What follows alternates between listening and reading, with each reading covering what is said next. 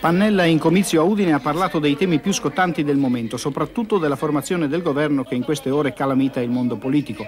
Molto più abbottonato invece il leader è stato sulle valutazioni relative alla imminente campagna elettorale regionale. Il test del Friuli Venezia Giulia, che indubbiamente riveste una grande importanza nel panorama politico nazionale post-referendario, è stato quasi dribblato.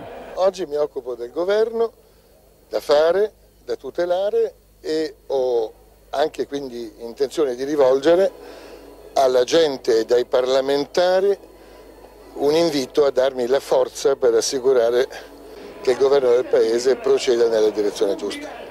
Qui c'è un'elezione fra un mese, lei cosa dice, cosa prevede?